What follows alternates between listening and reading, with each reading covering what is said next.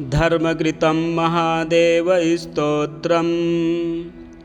धर्म उवाच प्रणमामि जगन्नाथमीशानं प्रणवात्मकं समस्तदेवतारूपमादिमध्यान्तवर्जितम् ऊर्ध्वरेतं विरूपाक्षं विश्वरूपं नमाम्यहम् समस्तजगदाधारमनन्तमजमव्ययम् यमामनन्ति योगीन्द्रास्तं वन्दे पुष्टिवर्धनम् नमो लोकाधिनाथाय वञ्चते परिवञ्चते नमोऽस्तु नीलकण्ठाय पशूनां पतये नमः नमः कल्मषनाशाय नमो मेढुष्टमाय च नमो रुद्राय देवाय कद्रुद्राय प्रचेतसे नमः पिनाकहस्ताय शूलहस्ताय ते नमः नमश्चैतन्यरूपाय पुष्टीनां पतये नमः नमः पञ्चास्य देवाय क्षेत्राणां पतये नमः नमः पञ्चास्य देवाय क्षेत्राणां पतये नमः। श्रीस्कन्दपुराणे धर्मकृतं महादेवस्तोत्रं सम्पूर्णम्। रुद्रमृत्युञ्जयस्तोत्रम्। आनन्दभैरव उवाच श्रुतं च साधनं पुण्यं महारुद्रस्य सुन्दरी मणिपुरे प्रकाशं च कथितं ज्ञाननिर्णयम् अकस्मात् सिद्धिसम्पत्तिं नुतिं वद महाप्रियां यस्य श्रवणमात्रेण पाठेन योगिनी वशम्। श्री आनन्दभैरवी उवाच परमानन्ददेवेश योगानामधिपप्रभो स्तोत्रं रुद्रस्य वक्ष्यामि सारात् सारं परात्परम् यज्ज्ञात्वा योगिनः सर्वे षट्चक्रपरिभेदकाः आकाशगामिनः सर्वे स्वर्गमोक्षाभिलाषुकाः महादेवसमाः सर्वे देवाश्च स्वर्गभोगिनः सर्वरक्षाकरं स्तोत्रं ये पठन्ति निरन्तरं ते यान्ति ब्रह्मसदनं सिद्धमुख्या महीतले। ॐ भजामि शम्भुं सुखमोक्षहेतुं रुद्रं महाशक्तिसमाकुलाङ्गं रौद्रात्मकं चारुहिमांशुशेखरं कालं गणेशं सुमुखाय शङ्करम् मृत्युञ्जयं जीवनरक्षकं परं शिवं परब्रह्मशरीरमङ्गलम् हिमांशुकोटिच्छविमादधानं भजामि पद्मद्वयमध्यसंस्थितं सर्वात्मकं कामविनाशमूलं तं चन्द्रचूडं मणिपुरवासिनं चतुर्भुजं ज्ञानसमुद्रयाढ्यं पाशं मृगाक्षं गुणसूत्रव्याप्तं धरामयं तेजसमिन्दुकोटिं वायुं जलेशं गगनात्मकं परं भजामि रुद्रं कुललाकिनीगतं सर्वाङ्गयोगं जयदं सुरेश्वरम् शुक्रं महाभीमनयं पुराणं प्राणात्मकं व्याधिविनाशमूलं यज्ञात्मकं कामनिवारणं गुरुं भजामि विश्वेश्वरशङ्करं शिवं वेदागमानामतिमूलदेशं तदुद्भवं भद्रहितं परापरम् कालान्तकं ब्रह्मसनातनप्रियं भजामि शम्भुं गगनादिरूढं शिवागमं शब्दमयं विभाकरं भास्वत्प्रचण्डानलविग्रहं ग्रहं ग्रहस्थितं ज्ञानकरं करालं भजामि शम्भुं प्रकृतीश्वरं हरं छायाकरं योगकरं सुखेन्द्रं मत्तं महामत्तकुलोत्सवाढ्यं योगेश्वरं योगकलानिधिं विधिं विधानवक्तारमहं भजामि। हेमाचलालङ्कृतशुद्धवेषं वराभयादाननिदानमूलं भजामि कान्तं वनमालशोभितं चामूलपद्मामलमालिनं कुलं स्वयं पुराणं पुरुषेश्वरं गुरुं मिथ्याभयाह्लादविभाविनं भजे। भावप्रियं प्रेमकलाधरं शिवं गिरीश्वरं चारुपदारविन्दं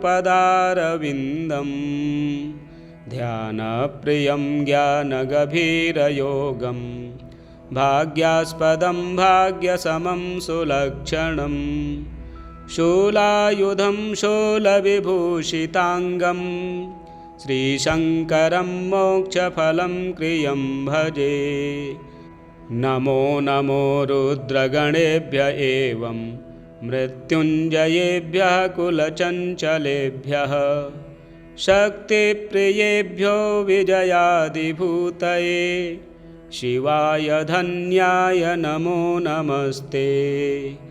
बाह्यं त्रिशूलं वरसूक्ष्मभावं विशालनेत्रं तनुमध्यगामिनं महाविपद्दुःखविनाशबीजं प्रज्ञादयाकान्तिकरं भजामि। पुरान्तकं पूर्णशरीरिणं गुरुं स्मरारिमाद्यं निजतर्कमार्गम् अनादिदेवं दिविदोषघातिनं भजामि पञ्चाक्षरपुण्यसाधनं दिगम्बरं पद्ममुखं करस्थं स्थितिक्रियायोगनियोजनं भवं भावात्मकं भद्रशरीरिणं शिवं भजामि पञ्चाननमर्कवर्णं मायामयं पङ्कजदामकोमलं दिग्व्यापिनं दण्डधरं हरेश्वरं त्रिपक्षकं त्र्यक्षरबीजभावं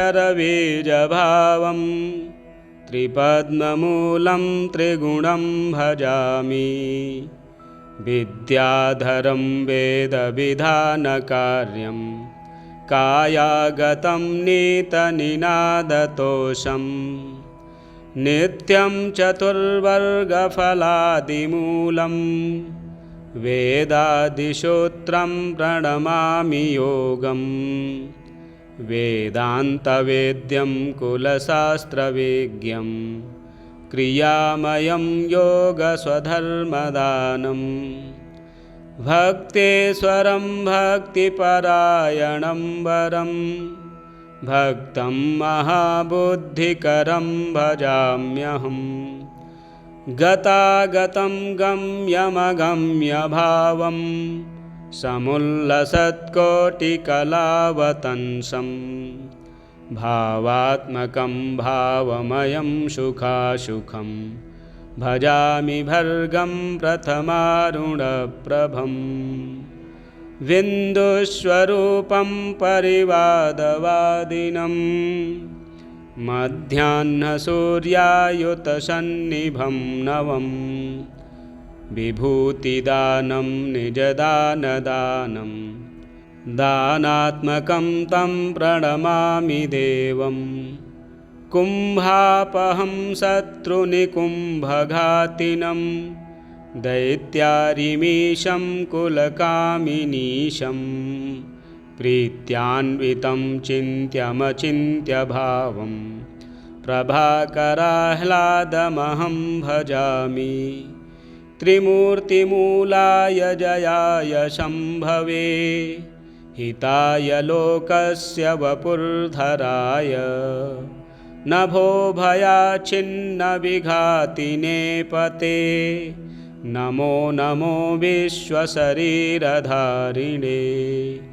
तपः फलाय प्रकृतिग्रहाय गुणात्मने सिद्धिकराय योगिने नमः प्रसिद्धाय दयातुराय वाञ्छाफलोत्साहविवर्धनाय ते शिवममरमहान्तं पूर्णयोगाश्रयन्तं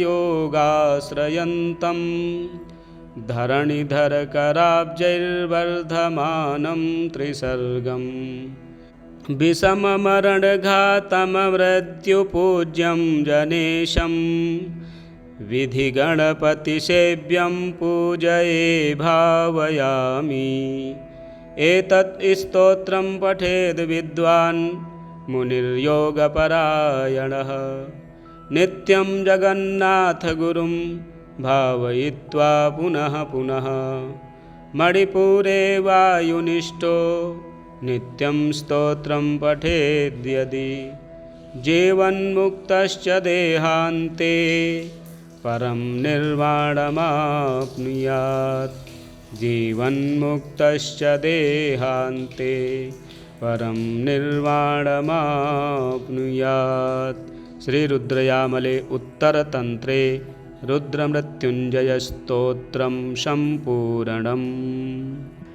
सर्वरक्षाकरं शिवकवचं श्रीदेव्युवाच भगवन् देवदेवेश सर्वाम्नाय प्रपूजितः सर्वं मे कथितं देव कवचं न प्रकाशितं प्रसादाख्यस्य मन्त्रस्य कवचं मे प्रकाशय सर्वरक्षाकरं देवं यदि स्नेहोऽस्ति सम्प्रति। श्रीभगवानुवाच प्रसादमन्त्रकवचस्य वामदेव ऋषिः पङ्क्तिश्छन्दः सदाशिवो देवता साधकाभीष्टसिद्धये विनियोगः शिरो मे सर्वदा पातु प्रसादाख्यः सदाशिवः षडक्षरस्वरूपो मे वदनं च महेश्वरः पाञ्चाक्षरात्मा भगवान् भुजौ मे परिरक्षतु मृत्युञ्जयस्त्रिबीजात्मा आयुरक्षतु मे सदा वटमूलसमासीनो दक्षिणामूर्तिरव्ययः सदा मां सर्वतः पातु षट्त्रिंशद्वर्णरूपधृक् द्वाविंशार्णात्मको रुद्रः कुक्षौ मे परिरक्षतु त्रिवर्णात्मा नीलकण्ठः कण्ठं रक्षतु सर्वदा चिन्तामणिर्बीजरूपे सर्वनारीश्वरो हरः सदा रक्षतु मे गुह्यं सर्वसम्पत्प्रदायकः एकाक्षरस्वरूपात्मा कूटरूपी महेश्वरः मार्तण्डभैरवो नित्यं पादौ मे परिरक्षतु ओमित्याख्यो महाबीजस्वरूपस्त्रिपुरान्तकः सदा मां रणभूमौ तु रक्षतु त्रिदशाधिपः ऊर्ध्वमूर्धानमीशानो मम रक्षतु सर्वदा दक्षिणस्यां तत्पुरुषो अव्यान्मे गिरिनायकः अघोराख्यो महादेवः पूर्वस्यां परिरक्षतु वामदेवः पश्चिमस्यां सदा मे परिरक्षतु उत्तरस्यां सदा पातु सद्यो जातः स्वरूपधृक् फलश्रुतिः इत्थरक्षाकरं देवी कवचं देवदुर्लभं प्रातःकाले पठेद्यस्तु सोऽभीष्टफलमापुनुयात् पूजाकाले पठेद्यस्तु साधको दक्षिणे भुजे देवा मनुष्या गन्धर्वा वस्यास्तस्य न संशयः कवचं यस्तु शिरसि धारयेद्यदि मानवः करस्थास्तस्य देवेशि अणिमाद्यष्टसिद्धयः स्वर्णपत्रे त्विमां विद्यां शुक्लपट्टेन वेष्टितां राजतोदरसंविष्टां कृत्वा चाधारयेत् सुधीः सम्प्राप्य महतीं लक्ष्मीमन्त्रं च शिवरूपधृक् यस्मै कस्मै न दातव्यं न प्रकाश्यं कदाचन शिष्याय भक्तियुक्ताय साधकाय प्रकाशयेत्। अन्यथा सिद्धिहानिः स्यात् सत्यमेतन्मनोरमे। तव स्नेहान् महादेवी कथितं कवचं शुभं। न देयं कस्यचिद्भद्रे यदीक्षेदात्मनो हितं। योर्चयेद्गन्धपुष्पाद्यैः कवचं मन्मुखोदितं। तेनार्चिता महादेवी सर्वे देवा न संशयः। क्रियोड्डीसे महातन्त्रराजे देवीश्वरसंवादे सर्वरक्षाकरं शिवकवचं सम्पूर्णम्। धर्मकृतं महादेवस्तोत्रम्। धर्म उवाच प्रणमामि जगन्नाथमीशानं प्रणवात्मकं। समस्तदेवतारूपमादिमध्यान्तवर्जितम्। ऊर्ध्वरेतं विरूपाक्षं विश्वरूपं नमाम्यहम्। समस्तजगदाधारमनन्तमजमव्ययम्। यमामनन्ति योगीन्द्रास्तं वन्दे पुष्टिवर्धनम्। नमो लोकाधिनाथाय वञ्चते परिवञ्चते। नमोऽस्तु नीलकण्ठाय पशूनां पतये नमः। नमः कल्मषनाशाय नमो मेढुष्टमाय च। नमो रुद्राय देवाय कद्रुद्राय प्रचेतसे। नमः पिनाकहस्ताय शूलहस्ताय ते नमः। नमश्चैतन्यरूपाय पुष्टीनां पतये नमः। नमः पञ्चास्य देवाय क्षेत्राणां पतये नमः। नमः पञ्चास्य देवाय क्षेत्राणां पतये नमः। श्रीस्कन्दपुराणे धर्मकृतं महादेवस्तोत्रं सम्पूर्णम्। रुद्रमृत्युञ्जयस्तोत्रम्। आनन्दभैरव उवाच श्रुतं च साधनं पुण्यं महारुद्रस्य सुन्दरी। मणिपुरे प्रकाशं च कथितं ज्ञाननिर्णयम्। अकस्मात् सिद्धिसम्पत्तिं नुतिं वद महाप्रियां। यस्य श्रवणमात्रेण पाठेन योगिनी वशम्। श्री आनन्दभैरवी उवाच परमानन्ददेवेश योगानामधिपप्रभो। स्तोत्रं रुद्रस्य वक्ष्यामि सारात् सारं परात्परम्।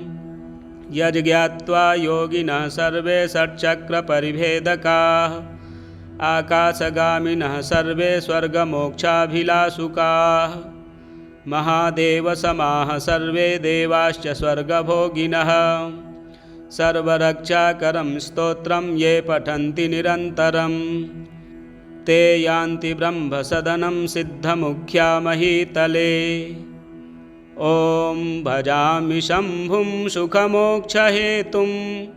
रुद्रं महाशक्तिसमाकुलाङ्गं। रौद्रात्मकं चारुहिमांशुशेखरं। कालं गणेशं सुमुखाय शङ्करम्। मृत्युञ्जयं जीवनरक्षकं परं। शिवं परब्रह्मशरीरमङ्गलम्। हिमांशुकोटिच्छविमादधानं। भजामि पद्मद्वयमध्यसंस्थितं। सर्वात्मकं कामविनाशमूलं। तं चन्द्रचूडं मणिपुरवासिनं। चतुर्भुजं ज्ञानसमुद्रयाढ्यं। पाशं मृगाक्षं गुणसूत्रव्याप्तं। धरामयं तेजसमिन्दुकोटिं। वायुं जलेशं गगनात्मकं परं। भजामि रुद्रं कुललाकिनीगतं। सर्वाङ्गयोगं जयदं सुरेश्वरम्। शुक्रं महाभीमनयं पुराणं। प्राणात्मकं व्याधिविनाशमूलं। यज्ञात्मकं कामनिवारणं गुरुं। भजामि विश्वेश्वरशङ्करं शिवम्। वेदागमानामतिमूलदेशं तदुद्भवं भद्रहितं परापरं कालान्तकं ब्रह्म सनातनप्रियं भजामि शम्भुं गगनादिरूढं शिवागमं शब्दमयं विभाकरं भास्वत्प्रचण्डानलविग्रहं ग्रहं ग्रहस्थितं ज्ञानकरं करालं भजामि शम्भुं प्रकृतिस्वरं हरं छायाकरं योगकरं सुखेन्द्रं मत्तं महामत्तकुलोत्सवाढ्यं योगेश्वरं योगकलानिधिं विधिं विधानवक्तारमहं भजामि हेमाचलालङ्घ्रितशुद्धवेषं वराभयादाननिदानमूलं भजामि कान्तं वनमालशोभितं चामूलपद्मामलमालिनं कुलं स्वयं पुराणं पुरुषेश्वरं गुरुं मिथ्याभयाह्लादविभाविनं भजे भावप्रियं प्रेमकलाधरं शिवं गिरीश्वरं चारुपदारविन्दं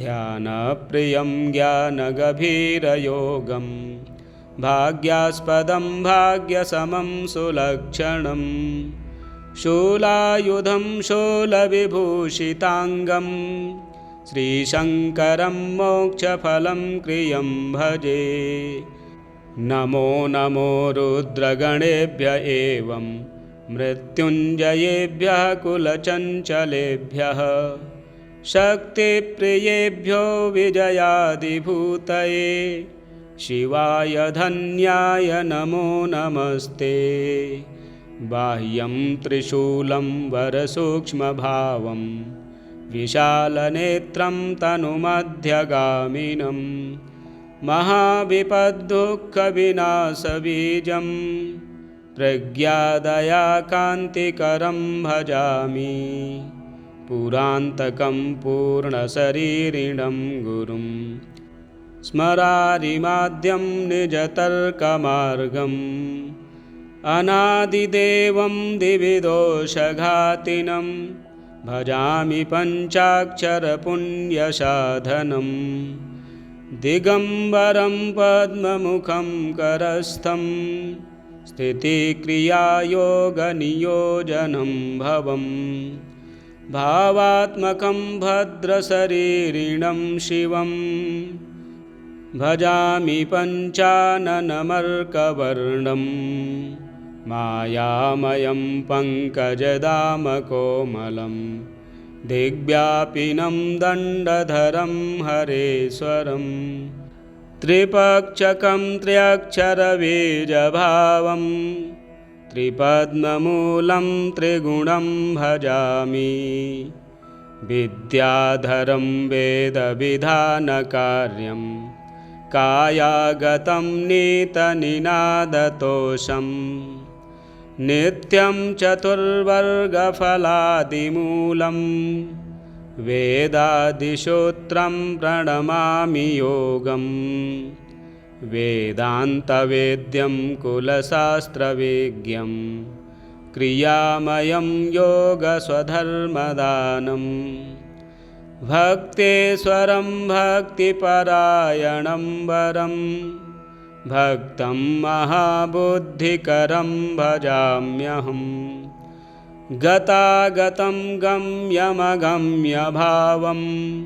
समुल्लसत्कोटिकलावतंसं भावात्मकं भावमयं सुखासुखं भजामि भर्गं प्रथमारुणप्रभं विन्दुस्वरूपं परिवादवादिनं मध्याह्नसूर्यायुतसन्निभं नवं विभूतिदानं निजदानदानं दानात्मकं तं प्रणमामि देवं कुम्भापहं शत्रुनिकुम्भघातिनं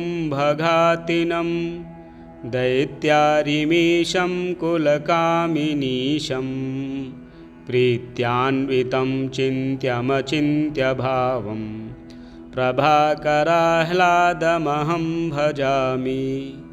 त्रिमूर्तिमूलाय जयाय शम्भवे हिताय लोकस्य वपुर्धराय नभो भयाच्छिन्नविघातिने पते नमो नमो विश्वशरीरधारिणे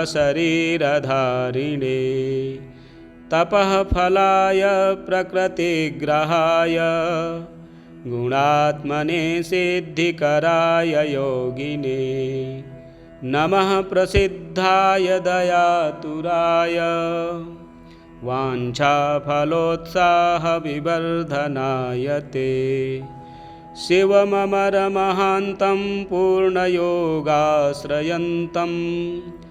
धरणिधरकराब्जैर्वर्धमानं त्रिसर्गम् विषममरणघातममृत्युपूज्यं जनेशं विधिगणपतिसेव्यं पूजये भावयामि। एतत् स्तोत्रं पठेद् विद्वान् मुनिर्योगपरायणः नित्यं जगन्नाथगुरुं भावयित्वा पुनः पुनः मणिपुरे वायुनिष्ठो नित्यं स्तोत्रं पठेद्यदि जीवन्मुक्तश्च देहान्ते परं निर्वाणमाप्नुयात् जीवन्मुक्तश्च देहान्ते परं निर्वाणमाप्नुयात्। श्रीरुद्रयामले उत्तरतन्त्रे रुद्रमृत्युञ्जयस्तोत्रं सम्पूर्णम्। सर्वरक्षाकरं शिवकवचं श्रीदेव्युवाच भगवन् देवदेवेश सर्वाम्नाय प्रपूजितः सर्वं मे कथितं देव कवचं न प्रकाशितं प्रसादाख्यस्य मन्त्रस्य कवचं मे प्रकाशय सर्वरक्षाकरं देवं यदि स्नेहोऽस्ति सम्प्रति। श्रीभगवानुवाच प्रसादमन्त्रकवचस्य वामदेव ऋषिः पङ्क्तिश्छन्दः सदाशिवो देवता साधकाभीष्टसिद्धये विनियोगः शिरो मे सर्वदा पातु प्रसादाख्यः सदाशिवः षडक्षरस्वरूपो मे वदनं च महेश्वरः पाञ्चाक्षरात्मा भगवान् भुजौ मे परिरक्षतु मृत्युञ्जयस्त्रिबीजात्मा आयुरक्षतु मे सदा वटमूलसमासीनो दक्षिणामूर्तिरव्ययः सदा मां सर्वतः पातु षट्त्रिंशद्वर्णरूपधृक् द्वाविंशर्णात्मको रुद्रः कुक्षौ मे परिरक्षतु त्रिवर्णात्मा नीलकण्ठः कण्ठं रक्षतु सर्वदा चिन्तामणिर्बीजरूपे सर्वनारीश्वरो हरः सदा रक्षतु मे गुह्यं सर्वसम्पत्प्रदायकः एकाक्षरस्वरूपात्मा कूटरूपी महेश्वरः मार्तण्डभैरवो नित्यं पादौ मे परिरक्षतु ओमित्याख्यो महाबीजस्वरूपस्त्रिपुरान्तकः सदा मां रणभूमौ तु रक्षतु त्रिदशाधिपः ऊर्ध्वमूर्धानमीशानो मम रक्षतु सर्वदा दक्षिणस्यां तत्पुरुषो अव्यान्मे गिरिनायकः अघोराख्यो महादेवः पूर्वस्यां परिरक्षतु वामदेवः पश्चिमस्यां सदा मे परिरक्षतु उत्तरस्यां सदा पातु सद्यो जातः स्वरूपधृक् फलश्रुतिः इत्थरक्षाकरं देवी कवचं देवदुर्लभं प्रातः काले पठेद्यस्तु सोऽभीष्टफलमापुनुयात् पूजाकाले पठेद्यस्तु साधको दक्षिणे भुजे। देवा मनुष्या गन्धर्वा वस्यास्तस्य न संशयः। कवचं यस्तु शिरसि धारयेद्यदि मानवः। करस्थास्तस्य देवेशि अणिमाद्यष्टसिद्धयः। स्वर्णपत्रे त्विमां विद्यां शुक्लपट्टेन वेष्टितां। राजतोदरसंविष्टां कृत्वा चाधारयेत् सुधीः। सम्प्राप्य महतीं लक्ष्मीमन्त्रं च शिवरूपधृक्। यस्मै कस्मै न दातव्यं न प्रकाश्यं कदाचन। शिष्याय भक्तियुक्ताय साधकाय प्रकाशयेत्। अन्यथा सिद्धिहानिः स्यात् सत्यमेतन्मनोरमे। तव स्नेहान् महादेवी कथितं कवचं शुभं। न देयं कस्यचिद्भद्रे यदीक्षेदात्मनो हितं। योर्चयेद्गन्धपुष्पाद्यैः कवचं मन्मुखोदितं। तेनार्चिता महादेवी सर्वे देवा न संशयः। क्रियोड्डीसे महातन्त्रराजे देवीश्वरसंवादे सर्वरक्षाकरं शिवकवचं सम्पूर्णम्। धर्मकृतं महादेवस्तोत्रम्। धर्म उवाच प्रणमामि जगन्नाथमीशानं प्रणवात्मकम्। समस्तदेवतारूपमादिमध्यान्तवर्जितम्। ऊर्ध्वरेतं विरूपाक्षं विश्वरूपं नमाम्यहम्। समस्तजगदाधारमनन्तमजमव्ययम्। यमामनन्ति योगीन्द्रास्तं वन्दे पुष्टिवर्धनम्। नमो लोकाधिनाथाय वञ्चते परिवञ्चते। नमोऽस्तु नीलकण्ठाय पशूनां पतये नमः। नमः कल्मषनाशाय नमो मेढुष्टमाय च। नमो रुद्राय देवाय कद्रुद्राय प्रचेतसे। नमः पिनाकहस्ताय शूलहस्ताय ते नमः। नमश्चैतन्यरूपाय पुष्टीनां पतये नमः। नमः पञ्चास्य देवाय क्षेत्राणां पतये नमः। नमः पञ्चास्य देवाय क्षेत्राणां पतये नमः। श्रीस्कन्दपुराणे धर्मकृतं महादेवस्तोत्रं सम्पूर्णम्। रुद्रमृत्युञ्जयस्तोत्रम्। आनन्दभैरव उवाच श्रुतं च साधनं पुण्यं महारुद्रस्य सुन्दरी। मणिपुरे प्रकाशं च कथितं ज्ञाननिर्णयम्। अकस्मात् सिद्धिसम्पत्तिं नुतिं वद महाप्रियां। यस्य श्रवणमात्रेण पाठेन योगिनी वशम्। श्री आनन्दभैरवी उवाच परमानन्ददेवेश योगानामधिपप्रभो। स्तोत्रं रुद्रस्य वक्ष्यामि सारात् सारं परात्परम्। यज्ज्ञात्वा योगिनः सर्वे षट्चक्रपरिभेदकाः। आकाशगामिनः सर्वे स्वर्गमोक्षाभिलाषुकाः। महादेवसमाः सर्वे देवाश्च स्वर्गभोगिनः। सर्वरक्षाकरं स्तोत्रं ये पठन्ति निरन्तरं। ते यान्ति ब्रह्मसदनं सिद्धमुख्या महीतले। ॐ भजामि शम्भुं सुखमोक्षहेतुं। रुद्रं महाशक्तिसमाकुलाङ्गं। रौद्रात्मकं चारुहिमांशुशेखरं। कालं गणेशं सुमुखाय शङ्करम्। मृत्युञ्जयं जीवनरक्षकं परं। शिवं परब्रह्मशरीरमङ्गलम्। हिमांशुकोटिच्छविमादधानं। भजामि पद्मद्वयमध्यसंस्थितम्। सर्वात्मकं कामविनाशमूलं। तं चन्द्रचूडं मणिपुरवासिनम्। चतुर्भुजं ज्ञानसमुद्रयाढ्यं।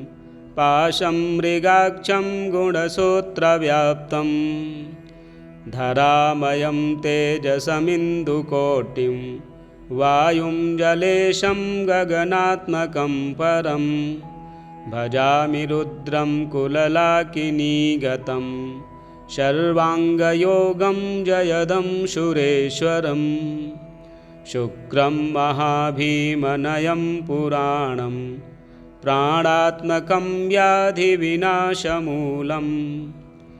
यज्ञात्मकं कामनिवारणं गुरुं भजामि विश्वेश्वरशङ्करं शिवं वेदागमानामतिमूलदेशं तदुद्भवं भद्रहितं परापरम् कालान्तकं ब्रह्म सनातनप्रियं भजामि शम्भुं गगनादिरूढं शिवागमं शब्दमयं विभाकरं भास्वत्प्रचण्डानलविग्रहं ग्रहं ग्रहस्थितं ज्ञानकरं करालं भजामि शम्भुं प्रकृतिस्वरं हरम् छायाकरं योगकरं सुखेन्द्रं मत्तं महामत्तकुलोत्सवाढ्यं योगेश्वरं योगकलानिधिं विधिं विधानवक्तारमहं भजामि हेमाचलालङ्घ्रितशुद्धवेषं वराभयादाननिदानमूलम् भजामि कान्तं वनमालशोभितं चामूलपद्मामलमालिनं कुलं स्वयं पुराणं पुरुषेश्वरं गुरुं मिथ्याभयाह्लादविभाविनं भजे भावप्रियं प्रेमकलाधरं शिवं गिरीश्वरं चारुपदारविन्दम् ध्यानप्रियं ज्ञानगभीरयोगं भाग्यास्पदं भाग्यसमं सुलक्षणं शूलायुधं शूलविभूषिताङ्गं श्रीशङ्करं मोक्षफलं क्रियं भजे नमो नमो रुद्रगणेभ्य एवं मृत्युञ्जयेभ्यः कुलचञ्चलेभ्यः शक्तिप्रियेभ्यो विजयादिभूतये शिवाय धन्याय नमो नमस्ते बाह्यं त्रिशूलं वरसूक्ष्मभावं विशालनेत्रं तनुमध्यगामिनं महाविपद्दुःखविनाशबीजं प्रज्ञादयाकान्तिकरं भजामि पुरान्तकं पूर्णशरीरिणं गुरुं स्मरारिमाद्यं निजतर्कमार्गम् अनादिदेवं दिविदोषघातिनं भजामि पञ्चाक्षरपुण्यसाधनं दिगम्बरं पद्ममुखं करस्थं स्थितिक्रियायोगनियोजनं भवम् भावात्मकं भद्रशरीरिणं शिवं भजामि पञ्चाननमर्कवर्णं मायामयं पङ्कजदामकोमलं दिग्व्यापिनं दण्डधरं हरेश्वरं त्रिपक्षकं त्र्यक्षरबीजभावं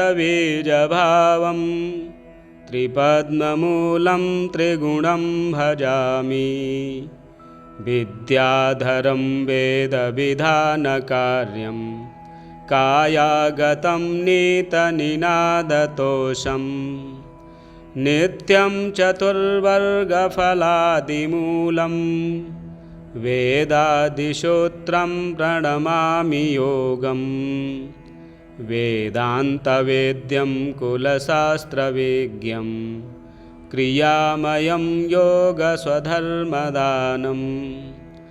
भक्तेश्वरं भक्तिपरायणं वरं भक्तं महाबुद्धिकरं भजाम्यहम् गतागतं गम्यमगम्यभावं समुल्लसत्कोटिकलावतंसं भावात्मकं भावमयं सुखासुखं भजामि भर्गं प्रथमारुणप्रभं विन्दुस्वरूपं परिवादवादिनं मध्याह्नसूर्यायुतसन्निभं नवं विभूतिदानं निजदानदानं दानात्मकं तं प्रणमामि देवं कुम्भापहं शत्रुनिकुम्भघातिनं दैत्यारिमीशं कुलकामिनीशं प्रीत्यान्वितं चिन्त्यमचिन्त्यभावं प्रभाकराह्लादमहं भजामि त्रिमूर्तिमूलाय जयाय शम्भवे हिताय लोकस्य वपुर्धराय नभो भयाच्छिन्नविघातिने पते नमो नमो विश्वशरीरधारिणे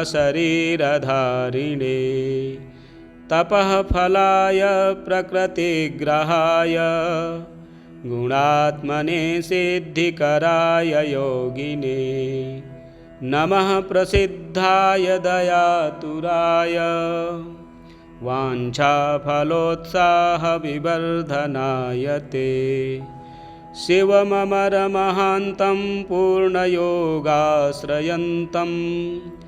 धरणिधरकराब्जैर्वर्धमानं त्रिसर्गम् विषममरणघातममृत्युपूज्यं जनेशं विधिगणपतिसेव्यं पूजये भावयामि एतत् स्तोत्रं पठेद् विद्वान् मुनिर्योगपरायणः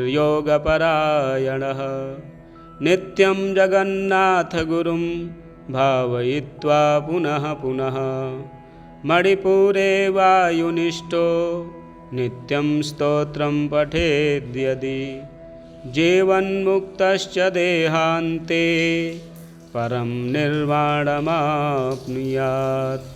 जीवन्मुक्तश्च देहान्ते परं निर्वाणमाप्नुयात्। श्रीरुद्रयामले उत्तरतन्त्रे रुद्रमृत्युञ्जयस्तोत्रं सम्पूर्णम्।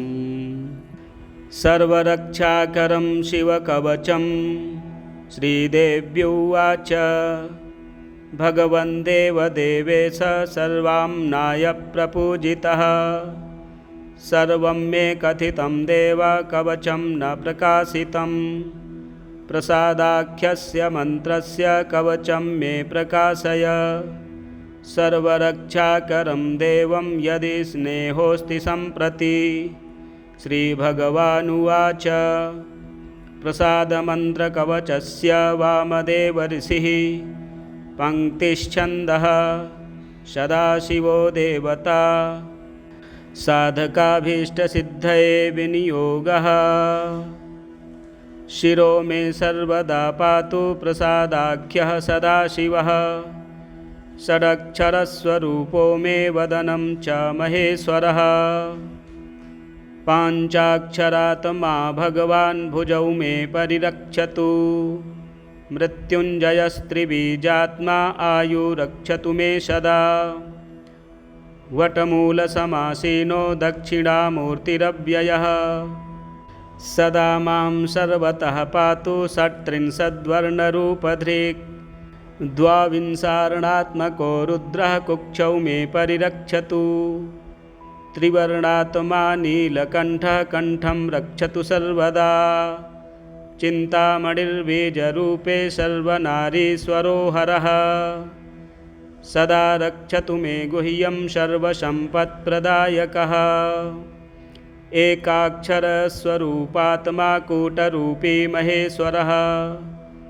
मार्तण्डभैरवो नित्यं पादौ मे परिरक्षतु ओमित्याख्यो महाबीजस्वरूपस्त्रिपुरान्तकः सदा मां रणभूमौ तु रक्षतु त्रिदशाधिपः ऊर्ध्वमूर्धानमीशानो मम रक्षतु सर्वदा दक्षिणस्यां तत्पुरुषो अव्यान्मे गिरिनायकः अघोराख्यो महादेवः पूर्वस्यां परिरक्षतु वामदेवः पश्चिमस्यां सदा मे परिरक्षतु उत्तरस्यां सदा पातु सद्यो जातः स्वरूपधृक् फलश्रुतिः इत्थरक्षाकरं देवी कवचं देवदुर्लभम् प्रातःकाले पठेद्यस्तु सोऽभीष्टफलमापुनुयात् पूजाकाले पठेद्यस्तु साधको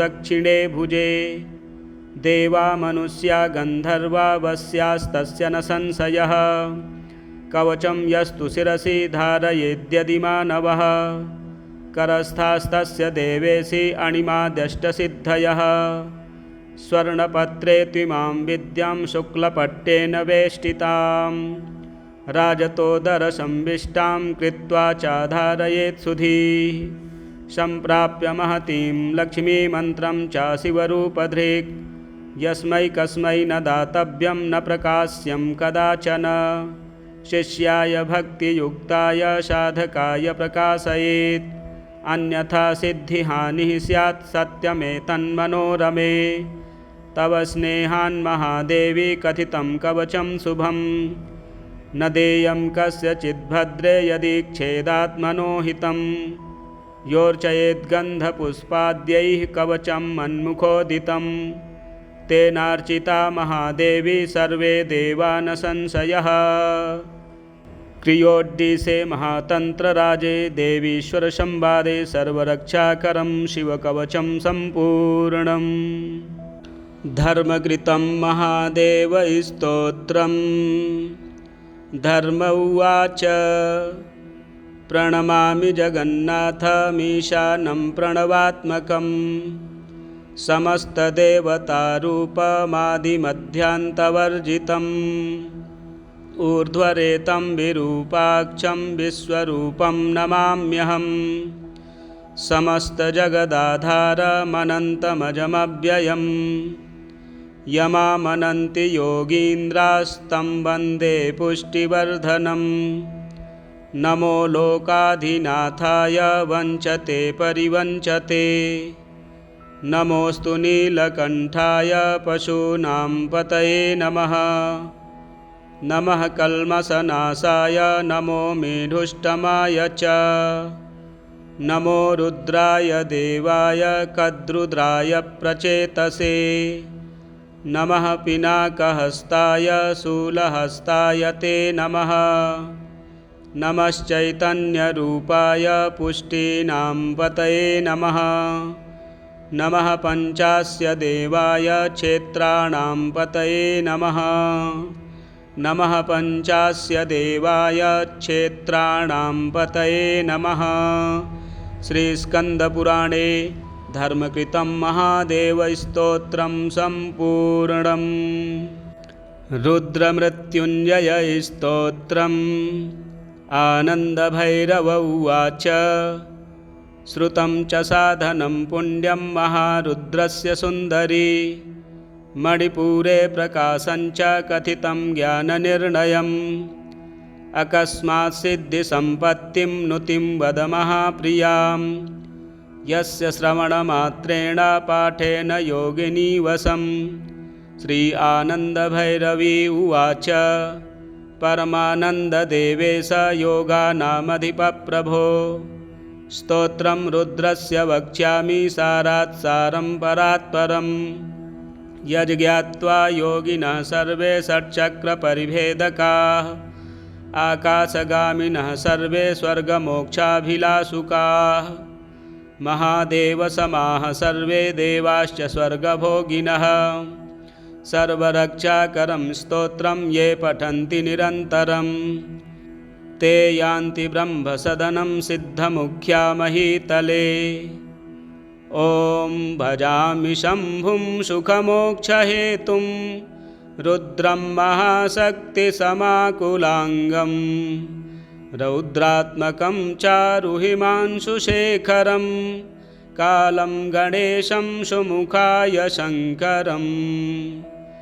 मृत्युञ्जयं जीवनरक्षकं परं शिवं परब्रह्मशरीरमङ्गलम् हिमांशुकोटिच्छविमादधानं भजामि पद्मद्वयमध्यसंस्थितं सर्वात्मकं कामविनाशमूलं तं चन्द्रचूडं मणिपुरवासिनं चतुर्भुजं ज्ञानसमुद्रयाढ्यं पाशं मृगाक्षं गुणसूत्रव्याप्तं धरामयं तेजसमिन्दुकोटिं वायुं जलेशं गगनात्मकं परं भजामि रुद्रं कुललाकिनीगतं सर्वाङ्गयोगं जयदं सुरेश्वरं शुक्रं महाभीमनयं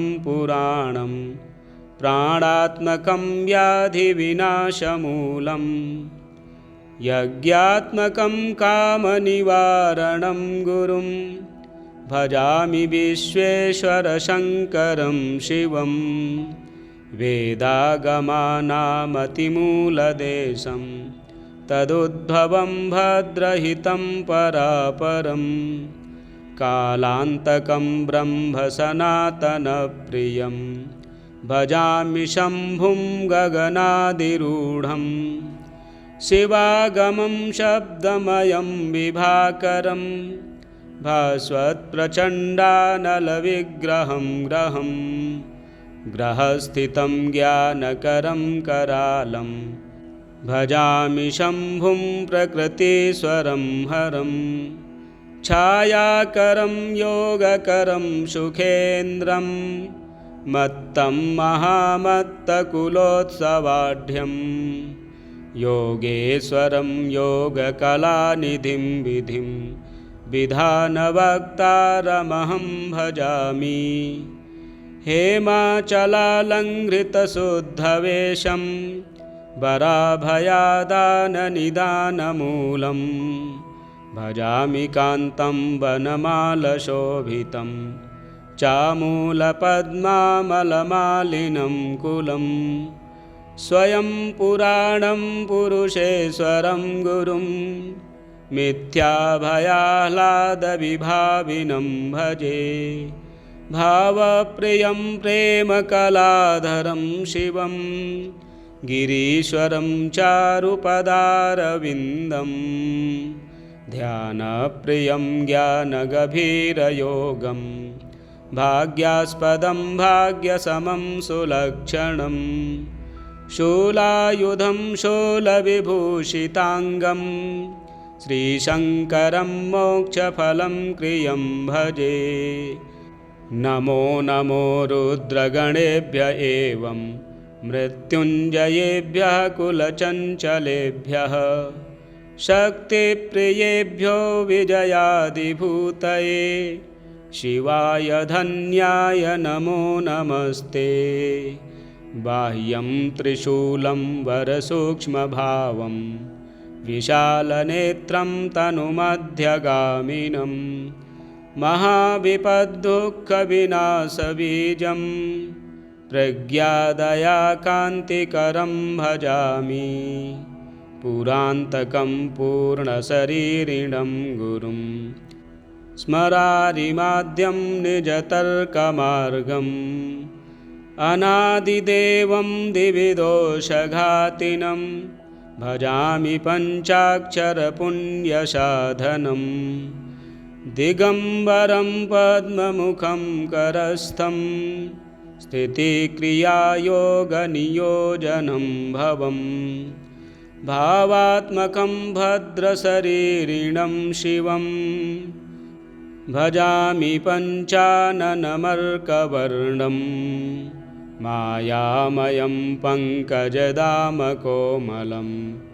दिग्व्यापिनं दण्डधरं हरेश्वरं त्रिपक्षकं त्र्यक्षरबीजभावं त्रिपद्ममूलं त्रिगुणं भजामि विद्याधरं वेदविधानकार्यं कायागतं नीतनिनादतोषं नित्यं चतुर्वर्गफलादिमूलं वेदादिसूत्रं प्रणमामि योगम् वेदान्तवेद्यं कुलशास्त्रवेद्यं क्रियामयं योगस्वधर्मदानं भक्तेश्वरं भक्तिपरायणं वरं भक्तं महाबुद्धिकरं भजाम्यहम् गतागतं गम्यमगम्यभावं समुल्लसत्कोटिकलावतंसं भावात्मकं भावमयं सुखासुखं भजामि भर्गं प्रथमारुणप्रभम् विन्दुस्वरूपं परिवादवादिनं मध्याह्नसूर्यायुतसन्निभं नवम् विभूतिदानं निजदानदानं दानात्मकं तं प्रणमामि देवं कुम्भापहं शत्रुनिकुम्भघातिनं दैत्यारिमीशं कुलकामिनीशं प्रीत्यान्वितं चिन्त्यमचिन्त्यभावं प्रभाकराह्लादमहं भजामि त्रिमूर्तिमूलाय जयाय शम्भवे हिताय लोकस्य वपुर्धराय नभो भयाच्छिन्नविघातिने पते नमो नमो विश्वशरीरधारिणे तपःफलाय प्रकृतिग्रहाय गुणात्मने सिद्धिकराय योगिने नमः प्रसिद्धाय दयातुराय वाञ्छाफलोत्साहविवर्धनाय ते शिवममरमहान्तं पूर्णयोगाश्रयन्तं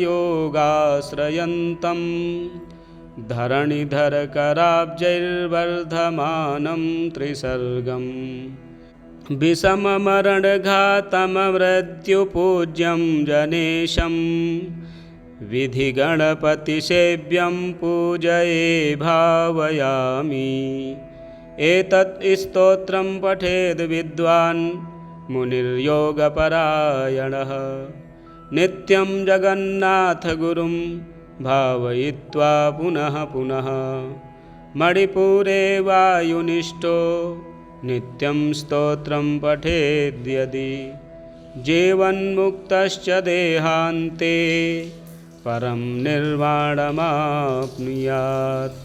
जीवन्मुक्तश्च देहान्ते परं निर्वाणमाप्नुयात्। श्रीरुद्रयामले उत्तरतन्त्रे रुद्रमृत्युञ्जयस्तोत्रं सम्पूर्णम्। सर्वरक्षाकरं शिवकवचं श्रीदेव्युवाच भगवन् देवदेवेश सर्वाम्नाय प्रपूजितः सर्वं मे कथितं देव कवचं न प्रकाशितं प्रसादाख्यस्य मन्त्रस्य कवचं मे प्रकाशय सर्वरक्षाकरं देवं यदि स्नेहोऽस्ति सम्प्रति। श्रीभगवानुवाच प्रसादमन्त्रकवचस्य वामदेव ऋषिः पङ्क्तिश्छन्दः सदाशिवो देवता साधकाभीष्टसिद्धये विनियोगः शिरो मे सर्वदा पातु प्रसादाख्यः सदाशिवः षडक्षरस्वरूपो मे वदनं च महेश्वरः पाञ्चाक्षरात्मा भगवान् भुजौ मे परिरक्षतु मृत्युञ्जयस्त्रिबीजात्मा आयुरक्षतु मे सदा वटमूलसमासीनो दक्षिणामूर्तिरव्ययः सदा मां सर्वतः पातु षट्त्रिंशद्वर्णरूपधृक् द्वाविंशर्णात्मको रुद्रः कुक्षौ मे परिरक्षतु त्रिवर्णात्मा नीलकण्ठः कण्ठं रक्षतु सर्वदा चिन्तामणिर्बीजरूपे सर्वनारीश्वरो हरः सदा रक्षतु मे गुह्यं सर्वसम्पत्प्रदायकः एकाक्षरस्वरूपात्मा कूटरूपी महेश्वरः मार्तण्डभैरवो नित्यं पादौ मे परिरक्षतु ओमित्याख्यो महाबीजस्वरूपस्त्रिपुरान्तकः सदा मां रणभूमौ तु रक्षतु त्रिदशाधिपः ऊर्ध्वमूर्धानमीशानो मम रक्षतु सर्वदा दक्षिणस्यां तत्पुरुषो अव्यान्मे गिरिनायकः अघोराख्यो महादेवः पूर्वस्यां परिरक्षतु वामदेवः पश्चिमस्यां सदा मे परिरक्षतु उत्तरस्यां सदा पातु सद्यो जातः स्वरूपधृक् फलश्रुतिः इत्थरक्षाकरं देवी कवचं देवदुर्लभं प्रातःकाले पठेद्यस्तु सोऽभीष्टफलमापुनुयात् पूजाकाले पठेद्यस्तु साधको दक्षिणे भुजे देवा मनुष्या गन्धर्वा वस्यास्तस्य न संशयः कवचं यस्तु शिरसि धारयेद्यदि मानवः करस्थास्तस्य देवेशि अणिमाद्यष्टसिद्धयः स्वर्णपत्रे त्विमां विद्यां शुक्लपट्टेन वेष्टितां राजतोदरसंविष्टां कृत्वा चाधारयेत् सुधीः सम्प्राप्य महतीं लक्ष्मीमन्त्रं च शिवरूपधृक् यस्मै कस्मै न दातव्यं न प्रकाश्यं कदाचन शिष्याय भक्तियुक्ताय साधकाय प्रकाशयेत् अन्यथा सिद्धिहानिः स्यात् सत्यमेतन्मनोरमे तव स्नेहान् महादेवी कथितं कवचं शुभं न देयं कस्यचिद्भद्रे यदीक्षेदात्मनो हितं योर्चयेद्गन्धपुष्पाद्यैः कवचं मन्मुखोदितं तेनार्चिता महादेवी सर्वे देवा न संशयः क्रियोड्डीसे महातन्त्रराजे देवीश्वरसंवादे सर्वरक्षाकरं शिवकवचं सम्पूर्णम् धर्मकृतं महादेवस्तोत्रम् धर्म उवाच प्रणमामि जगन्नाथमीशानं प्रणवात्मकम् समस्तदेवतारूपमादिमध्यान्तवर्जितम् ऊर्ध्वरेतं विरूपाक्षं विश्वरूपं नमाम्यहम् समस्तजगदाधारमनन्तमजमव्ययम् यमामनन्ति योगीन्द्रास्तं वन्दे पुष्टिवर्धनम् नमो लोकाधिनाथाय वञ्चते परिवञ्चते नमोऽस्तु नीलकण्ठाय पशूनां पतये नमः नमः कल्मषनाशाय नमो मेढुष्टमाय च नमो रुद्राय देवाय कद्रुद्राय प्रचेतसे नमः पिनाकहस्ताय शूलहस्ताय ते नमः नमश्चैतन्यरूपाय पुष्टीनां पतये नमः नमः पञ्चास्य देवाय क्षेत्राणां पतये नमः नमः पञ्चास्य देवाय क्षेत्राणां पतये नमः श्रीस्कन्दपुराणे धर्मकृतं महादेवस्तोत्रं सम्पूर्णम् रुद्रमृत्युञ्जयस्तोत्रम् आनन्दभैरव उवाच श्रुतं च साधनं पुण्यं महारुद्रस्य सुन्दरी मणिपुरे प्रकाशं च कथितं ज्ञाननिर्णयम् अकस्मात् सिद्धिसम्पत्तिं नुतिं वद महाप्रियां यस्य श्रवणमात्रेण पाठेन योगिनी वशम् श्री आनन्दभैरवी उवाच परमानन्ददेवेश योगानामधिपप्रभो स्तोत्रं रुद्रस्य वक्ष्यामि सारात् सारं परात्परम् यज्ञात्वा योगिनः सर्वे षट्चक्रपरिभेदकाः आकाशगामिनः सर्वे स्वर्गमोक्षाभिलाषुकाः महादेवसमाः सर्वे देवाश्च स्वर्गभोगिनः सर्वरक्षाकरं स्तोत्रं ये पठन्ति निरन्तरं ते यान्ति ब्रह्मसदनं सिद्धमुख्या महीतले। ॐ भजामि शम्भुं सुखमोक्षहेतुं रुद्रं महाशक्तिसमाकुलाङ्गं रौद्रात्मकं चारुहिमांशुशेखरं कालं गणेशं सुमुखाय शङ्करम् मृत्युञ्जयं जीवनरक्षकं परं शिवं परब्रह्मशरीरमङ्गलम् हिमांशुकोटिच्छविमादधानं भजामि पद्मद्वयमध्यसंस्थितं सर्वात्मकं कामविनाशमूलं तं चन्द्रचूडं मणिपुरवासिनं चतुर्भुजं ज्ञानसमुद्रयाढ्यं पाशं मृगाक्षं गुणसूत्रव्याप्तं धरामयं तेजसमिन्दुकोटिं वायुं जलेशं गगनात्मकं परं भजामि रुद्रं कुललाकिनीगतं सर्वाङ्गयोगं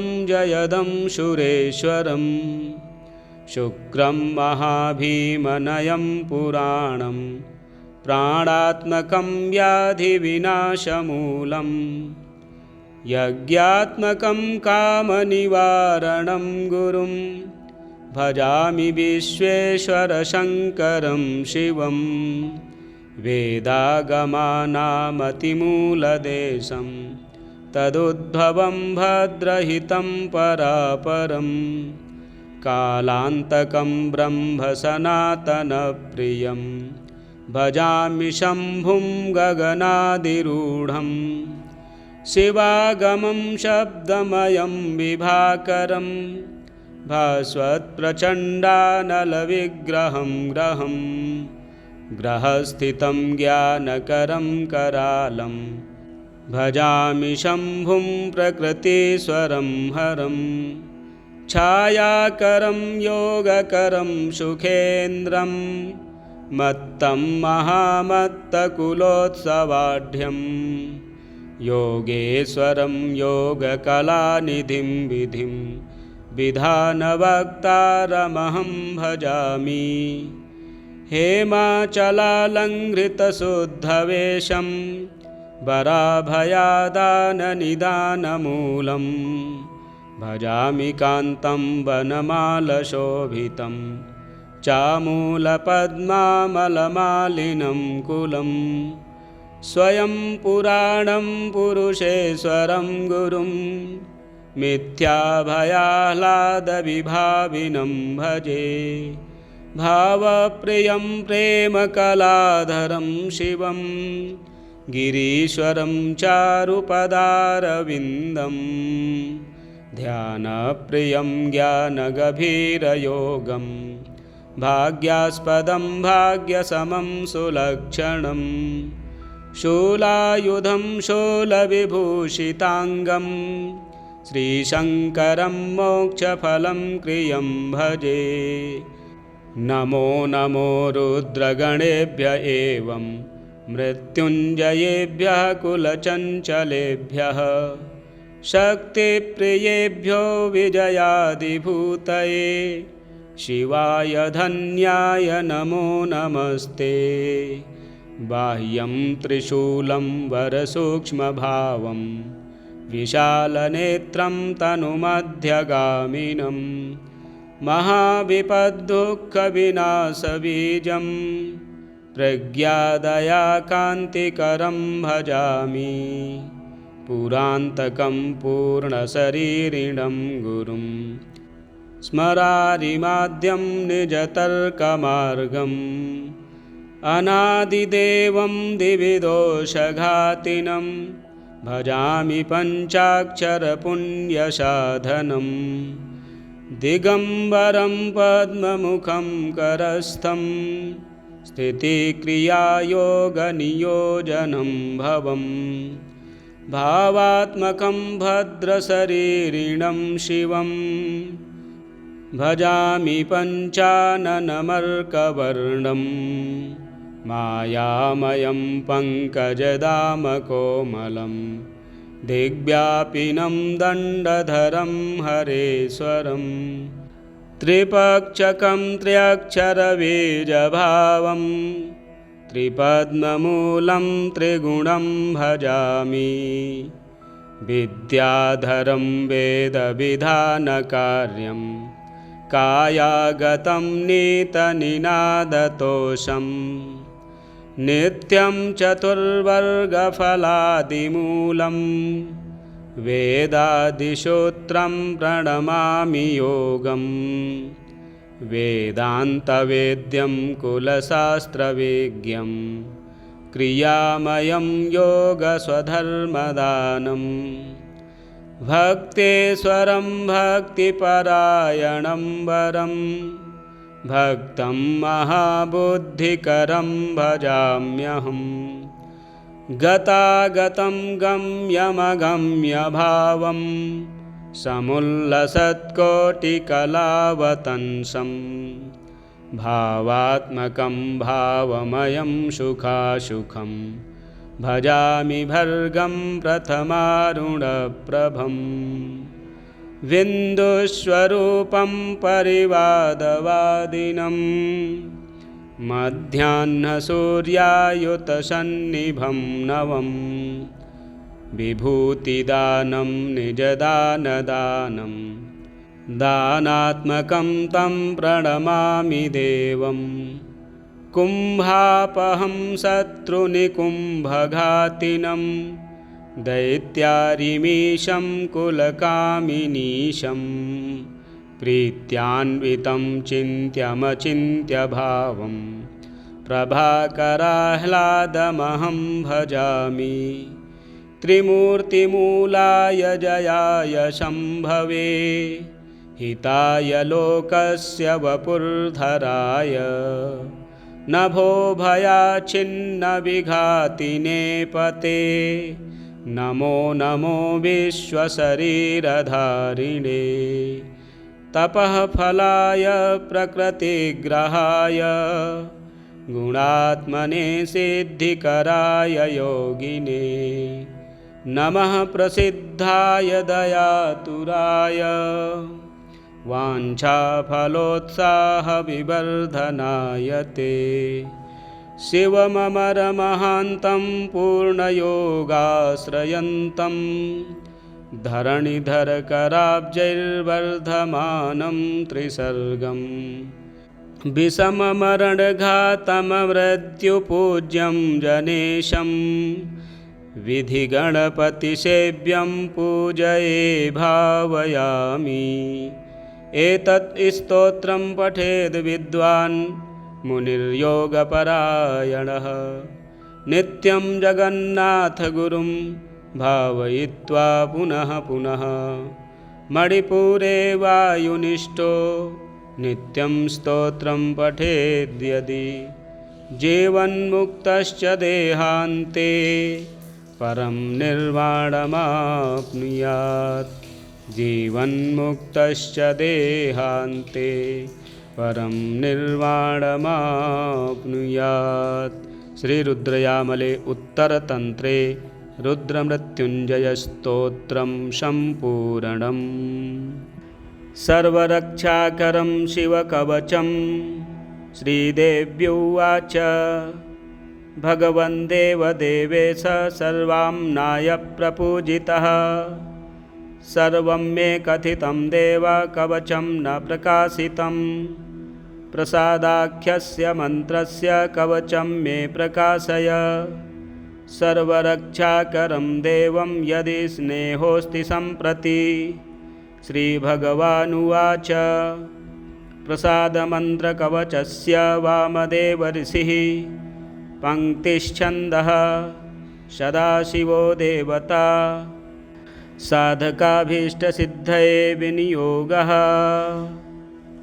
शिरो मे सर्वदा पातु प्रसादाख्यः सदाशिवः षडक्षरस्वरूपो मे वदनं च महेश्वरः।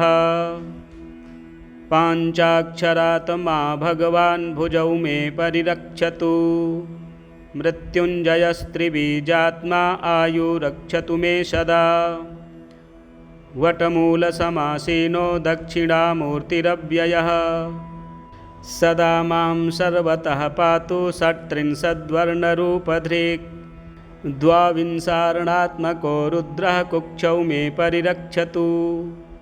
त्रिवर्णात्मा नीलकण्ठः कण्ठं रक्षतु सर्वदा। चिन्तामणिर्बीजरूपे सर्वनारीश्वरो हरः। सदा रक्षतु मे गुह्यं सर्वसम्पत्प्रदायकः। एकाक्षरस्वरूपात्मा कूटरूपी महेश्वरः। मार्तण्डभैरवो नित्यं पादौ मे परिरक्षतु। ओमित्याख्यो महाबीजस्वरूपस्त्रिपुरान्तकः। सदा मां रणभूमौ तु रक्षतु त्रिदशाधिपः।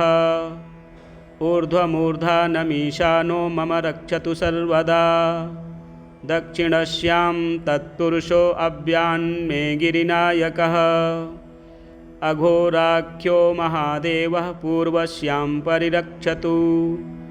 वामदेवः पश्चिमस्यां सदा मे परिरक्षतु। उत्तरस्यां सदा पातु सद्यो जातः स्वरूपधृक्। फलश्रुतिः इत्थरक्षाकरं देवी कवचं देवदुर्लभम्। प्रातःकाले पठेद्यस्तु सोऽभीष्टफलमापुनुयात्। पूजाकाले पठेद्यस्तु साधको दक्षिणे भुजे। देवा मनुष्या गन्धर्वा वस्यास्तस्य न संशयः। कवचं यस्तु शिरसि धारयेद्यदि मानवः। करस्थास्तस्य देवेशि अणिमाद्यष्टसिद्धयः। स्वर्णपत्रे त्विमां विद्यां शुक्लपट्टेन वेष्टितां। राजतोदरसंविष्टां कृत्वा चाधारयेत् सुधीः। सम्प्राप्य महतीं लक्ष्मीमन्त्रं च शिवरूपधृक्। यस्मै कस्मै न दातव्यं न प्रकाश्यं कदाचन। शिष्याय भक्तियुक्ताय साधकाय प्रकाशयेत्। अन्यथा सिद्धिहानिः स्यात् सत्यमेतन्मनोरमे। तव स्नेहान् महादेवी कथितं कवचं शुभम्। न देयं कस्यचिद्भद्रे यदीक्षेदात्मनो हितं। योर्चयेद्गन्धपुष्पाद्यैः कवचं मन्मुखोदितं।